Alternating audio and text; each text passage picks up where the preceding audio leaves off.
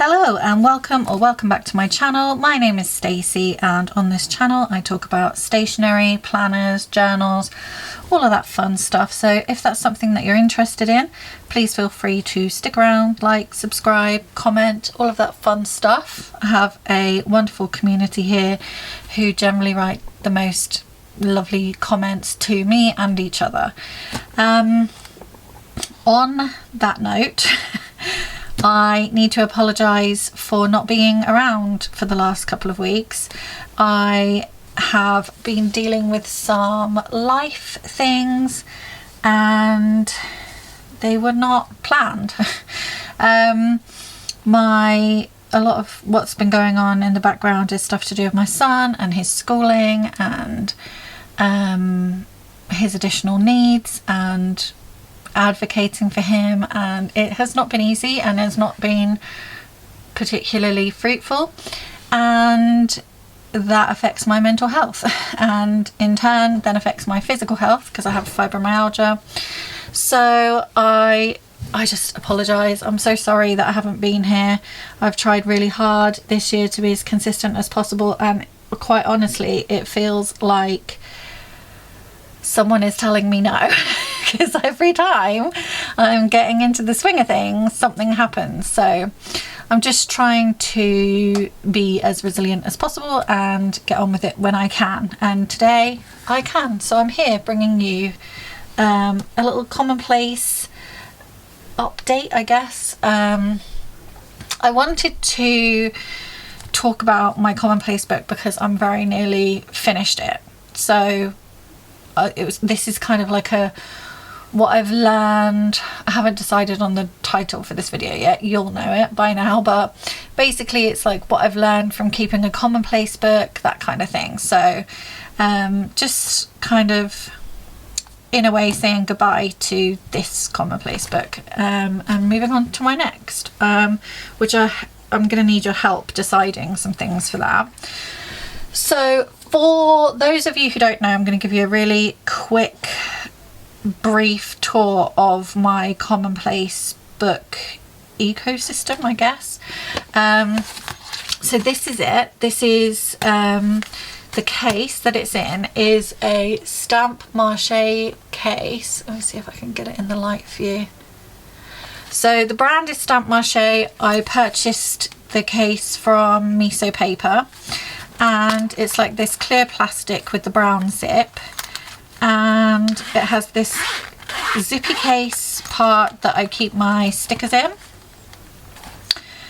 These are just like art stickers and things like that, so I like to find stickers of art that I like or I'm interested in, I find interesting, and then I find out about them, stick them in and write about them. And then some other more like decor type pieces, and my little star rating for some of the books that I pop in here. That is, that just is what it is. Then let me take this out because that's probably easier. Put that to one side for a sec. This is the rest of the case. So the book goes in here. Now I used to have it, how did I used to have it? I think I used to have it like that so that it would so then it would close like that and then you would open it, but then when I used this pocket I couldn't see the front, and I decorated it that way because I like it, so that's why I have it kind of upside down. If you get it, you do you. One thing I will say about this case is lots of people have asked me about it, and when I've looked it up every time it's been out of stock. I have linked it in a few of my videos, my commonplace videos, but it has been out of stock on Miso Paper. One thing I will say is I don't know. I assume that Barbara at Miso Paper, because they've just moved into new premises and because they have the Miso Paper event coming up this week, I'm sure she has not been ordering certain things, having certain things in stock for a while because of all of that. So I think perhaps, and this is just speculation on my part, that she may have more stock coming in at another point. But if I see her on Saturday, because I'm going to the event, I will ask her, and then I can let you know in the communities tab if you're interested in it, just because I know I've had quite a few messages about this particular cover, and I just I'll see if I can help, basically. You can tell I haven't filmed for a while because I feel really weird talking to you guys. This one is a Hobonichi A6 folder, which keeps my little Stalogy dots that I use as my key. This is the Cian quote cards that I got from Miso Paper, Talk That 01. And I just write the quotes that I like if it's short enough, and then stick it in. I think that looks quite cute. So that's that. I'm going to put that to one side. And then this is my Commonplace book, and this is an A6 Commonplace book by Midori, and it's in the colour beige.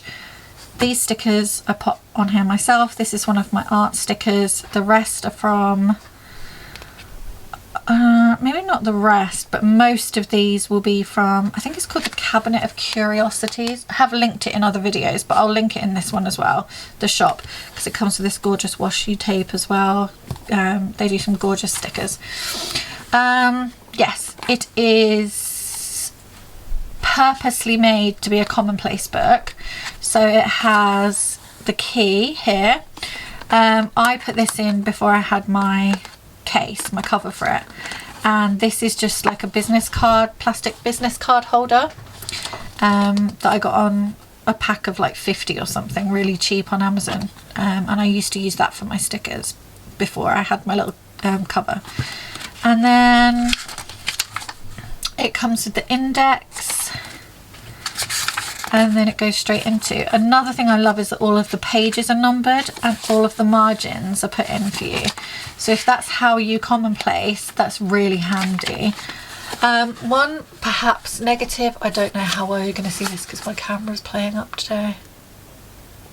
Might be able to see, it's tiny. The grid is tiny, absolutely teeny tiny. Sorry, my battery died. Yes, so the grid is teeny tiny. The way I've got around, I mean, I've written quite small in some places and just use the lines as they are, and then when I'm not feeling like that, I just do every other line. So it hasn't really bothered me that much. The paper's gorgeous. It's MD paper. It's lovely creamy colour. So it's very easy on the eyes. But yeah, like I said, I've got a couple of pages left, and I actually have a couple of things to put in here today, which mean that this will be finished by today, this book, which is why I'm making this video. So that's my very quick overview. For those of you who don't know, very briefly, because I think the last update I gave was Frida Kahlo. So yeah, I just did some art stuff, put a little quote in. Titanic, the Digital Resurrection. I think I mentioned this actually in one of my other videos. This was really annoying because I was expecting this documentary to come out in the UK on the same day as the US, and so I'd heard about it on TikTok. Then I also read a BBC article about it, so again I assumed that it would be out the same day, and it was not. So I sat there all like patient, and then I started searching and I was like, what is going on? Am I spelling it wrong? Like, what is happening? And it turns out it's just not available in the UK yet. So apologies if you guys were looking for that too. But yes, this is, I've just written about the article, which I took the images from, and I just printed them out on my Canon, what's it called? It's not the Ivy, what do we call it? Over here. It is, oh, the Zoe Mini, this thing. So I used that to print these out. And I just wrote from the took some quotes and things like that from the article, and because I find it fascinating. I did watch a couple of other documentaries as kind of a consolation prize. But yeah, kind of annoying, never mind. Then I just wrote my own thoughts, like I often do. And then I've also written about the lost village of Hall Sands, which is in Plymouth in Dorset, which was such a tragedy. I guess, I don't know if tragedy is the right word actually, because there wasn't a loss of life, which is amazing. That was luck though, not judgment. If you don't know, Hall Sands is located, or was a village located in Plymouth for hundreds of years, up until the early 1900s, when I think it was the late 1800s, early 1900s, a government contractor was allowed to dredge the seabed quite close to Hall Sands, and despite numerous challenges to this from the villagers, explaining, you know, they were fisher people, or fishermen I guess at the time, and you know, they lived on the sea. I think they probably knew it a lot better than anybody else at that point. They were explaining that it was going to affect their homes and their livelihoods, and nothing was really done about it. So it was actually over the course of 2 days, a big storm happened in early 1900s. I think it was 1917. 1903 there was a big storm, but this was going on for years. But yeah, the storm in January 1917 completely took the entire village into the sea, barring one house, so, which is this house. So yeah, luckily they all survived, but I think that was down to them being as in tune with nature as they were. So they knew that it was really bad, and they managed to help each other out, and community sort of worked together.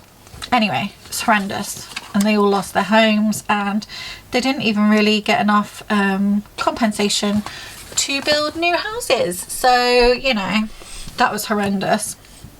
And I had read about that before in a fiction book, which at the end there was a little note that said this part of the story was actually based on real events, blah blah blah. And I had been meaning to look into it properly for literally years, probably about 10 years, and never did. And so I decided to recently. It's been on my list for a really long time, and yeah, so that's super interesting if you want to look into it. And luckily, like I said, no loss of life. So although it was devastating, I am very grateful for that. But, you know, no one died. So, kind of, yeah, what I wanted to talk about is what have I learned from keeping my Commonplace books. Now, obviously I've got others, but we'll talk about this one in particular. And one thing I've noticed since coming towards the end, and I actually look through this quite a lot. I don't with my other ones, but this particular one just has some of my favourite information in it, I guess. And I think as well, because I've put pictures and things in, it feels a little bit more, what's the word? I don't know really, not tactile, that's the wrong word, but it just feels like I can be in it more interesting. I don't know what the word is, but yes, I I made a lot of effort to have things that are right, like let me just start again. I think with this particular book, I've really got into my groove of knowing what is like an ongoing interest and what is just like a passing, oh that's cool. And so I think with this as well, in a lot of my other books, other Commonplace books, it was just kind of a collection of information, quotes, things like that. And there was no dialogue between me and the material. So it was very much like, oh, that's cool, like this, like, oh, that's a cool quote, put that in. I'm sure I have done it in here with other things. Yeah, like I haven't had any dialogue with this or with this poem. I've just written it in. Excuse the noise. Yeah, so I think with some of this, like these are the bits I actually don't read as much. Some of it I do, like, but it's just there because I thought, oh, that's interesting. Whereas the content that I've had a bit of dialogue with and shared my thoughts, even like with the art pieces, like what it is that drew me to it and things like that, these are the ones that I come back to time after time. And for example, this Titanic article, I even as I was writing about it, I was thinking, you know, how fascinating it is, and like the science behind it and the amount of effort that's gone into scanning the entire ship and everything that goes into that, you know, the costs of it, the human cost of it, so people spending time away from their families in order to do it, the human cost in the sense of, you know, it's probably fairly risky to have done some of the things that they've done, I assume, just things like that. And then it just kind of made me feel a tiny bit icky that this is happening in this economic climate, and how, and this is not a judgment, this is literally just thoughts I had at the same time, and these are not fully formed thoughts either, I need to make that really clear. These are just passing thoughts that I'm having as I'm writing the information in and things like that. So then I was thinking about how there are literally people starving right now, and the funds that could have gone to that, and then perhaps like what it would look like to live in a community that prioritized all of them, like the money was in one giant pot, and what it would look like to prioritize like basic human needs before anything else. And so these are just like thoughts that then I can go and expand on elsewhere. But I think it's really important that I have these with this, so that when I go back I can see how my thoughts then, when I've actually interacted with the thoughts later on, how they've developed and how they've grown and what's different about them and all of those things. So for me, that's what I've learned most from keeping my Commonplace book, is that it's so important to not just write the information. It's that you need to have a dialogue going with yourself about the information, and what you do and don't like about it, and what you know, how you might do something a bit differently or whatever it is. So for me, and I'm not saying everybody should do this, just to be really clear, but for me that's been really, really important, and I think it's how I'm developing myself and my thoughts in like a much deeper way right now, if that makes sense. I also have, I've been kind of toying with this, because this isn't how I originally saw myself with a Commonplace, and this isn't how I used to actually have a Commonplace.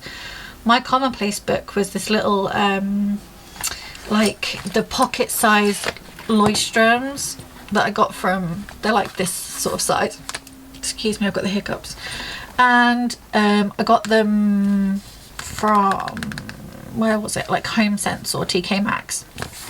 I do, if some of you that have seen my other videos know that I'm currently in this field notes in this journal, which is like my ongoing Commonplace, where if I'm out and about or whatever and I come across some information or I overhear something or whatever, then that goes in here.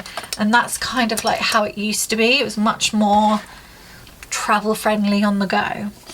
And I have considered just going back into that, but I think because on reflection, I've learned so much from this about myself, not just the information that I put in there, about myself, that I think it's still really important for me to keep this practice up as a separate part. It's not the same as journaling for me. It's not reflective in that way. I can reflect about some of the thoughts I had in my journal, but this isn't where I do that work, I guess.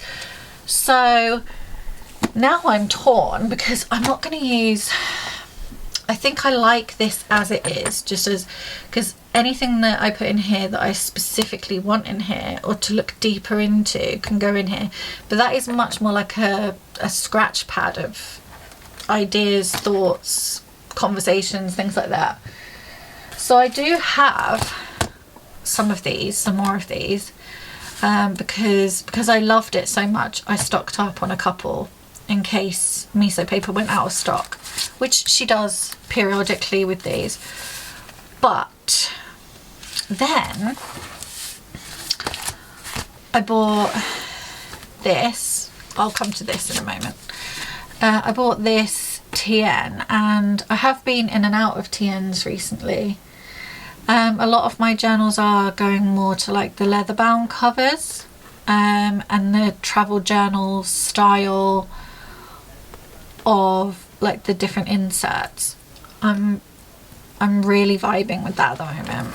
So what I have been doing is I've swapped my weeks, which feels almost illegal to say because my weeks was like the thing that really got me into all of this. But anyway, I swapped my weeks out for one of these inserts that are like the undated ones where you date it yourself, from Traveller's Notebook, Traveller's Company, Traveller's Notebook.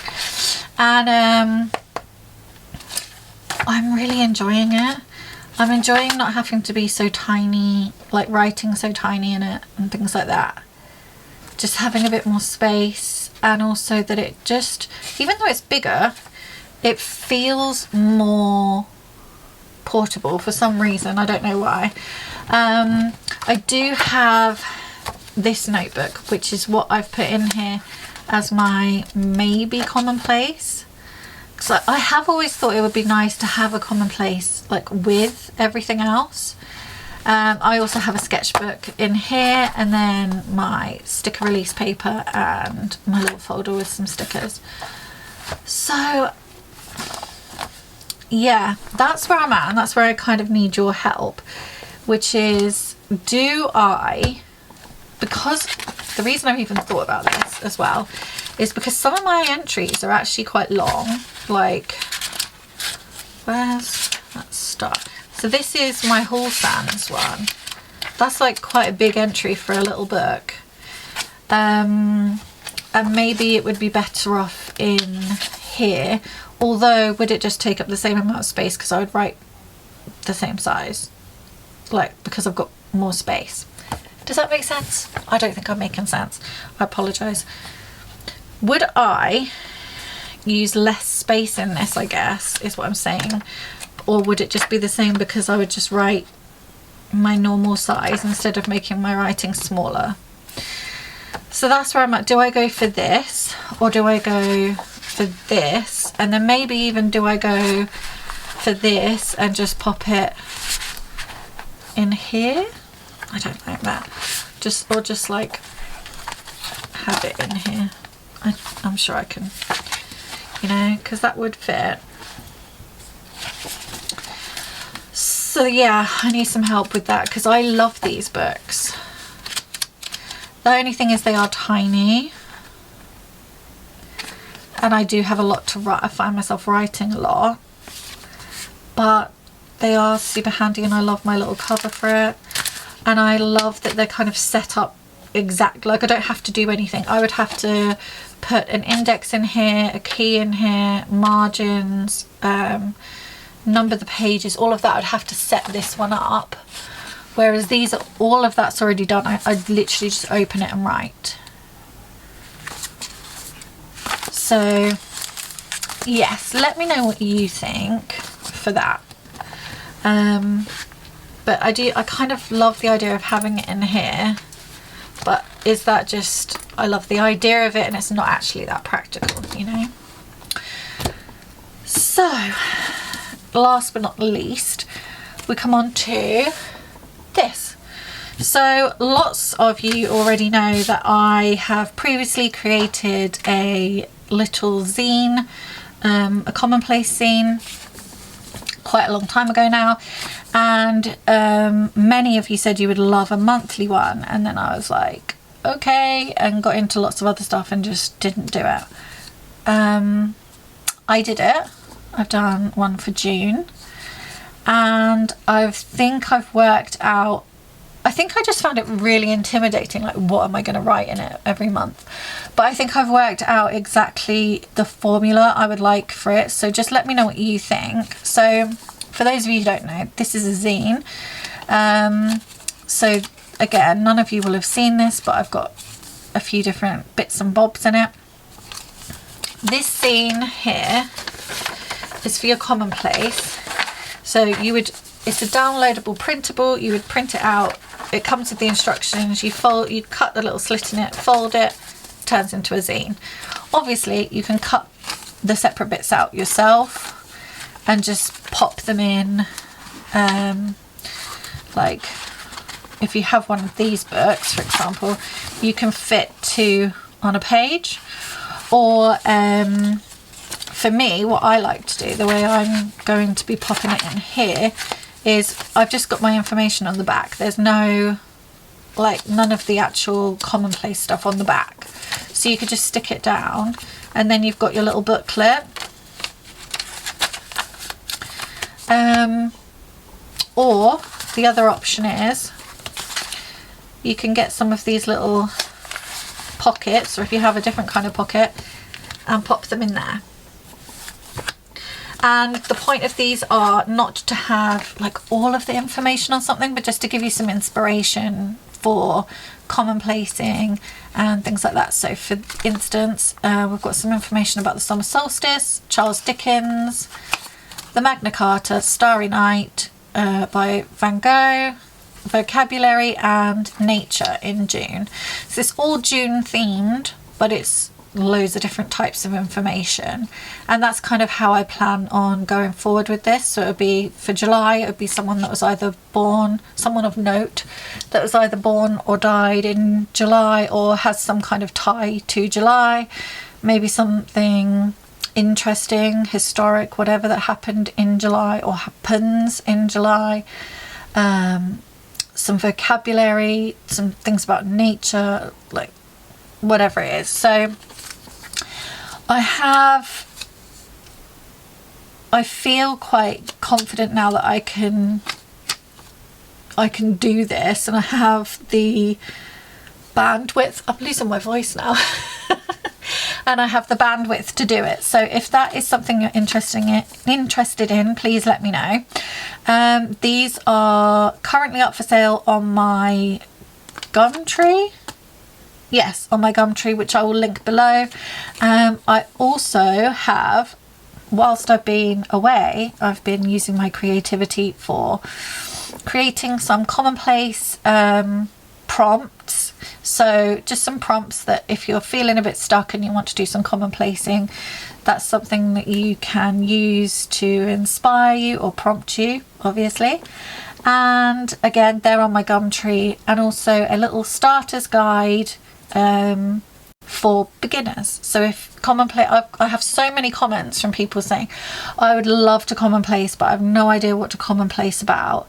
Where do you find the information? What do you do? And there you go. You've got some ideas here from what you've seen, but you could get this, you could get the starter guide, whatever it is, or just the prompts. So feel free to go and have a little perusal. Let me know what you think. I've tried to keep them all in a bit of a watercolour theme right now. That may change, but for now it just feels nice and I like it. So that's it for now. I really hope you enjoyed that video, and thank you all so much for coming back. I know that probably a lot of you won't see this straight away because my views will be massively down. YouTube like to punish you for having time off, so there's a good chance a lot of you won't see this. So if you do see this, if you could interact with it, I would really appreciate it. Just a like, a comment, anything like that goes a really long way. So thank you so much, and that's it. I will see you all again next week. I hope you all have a very wonderful week. Take care, and I'll see you soon. Bye.